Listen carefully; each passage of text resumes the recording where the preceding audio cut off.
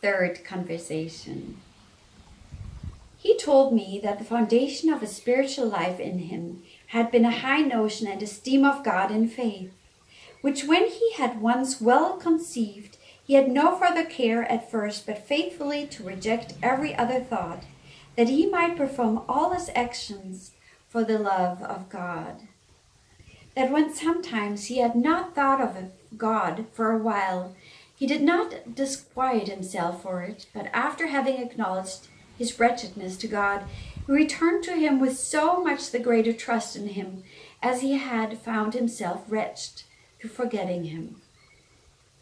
That the trust we put in God honors him much and draws down great graces.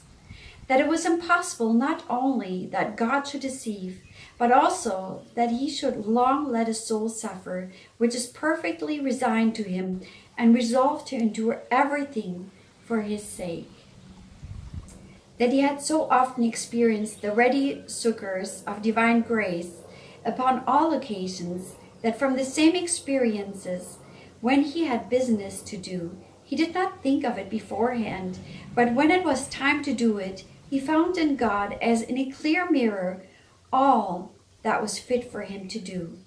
That of late he had acted thus with an anticipating care, but before the experience above mentioned, he had used it in his affairs. When outward business diverted him a little from the thought of God, a fresh remembrance coming from God invested his soul, and so inflamed and transported him that it was difficult for him to contain himself. That he was more united to God in his outward employments, that when he left them for devotion and retirement, that he expected thereafter some great pain of body or mind, that the worst could happen to him was to lose the sense of God which he had enjoyed so long, but that the goodness of God assured him he would not forsake him utterly, and that he would give him strength to bear whatever evil he permitted to happen to him,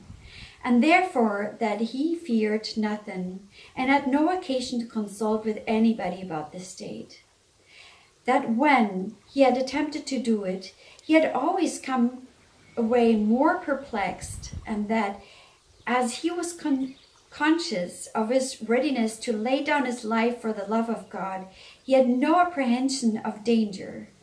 That perfect resignation to God was a sure way to heaven, a way in which he had always sufficient light for our conduct.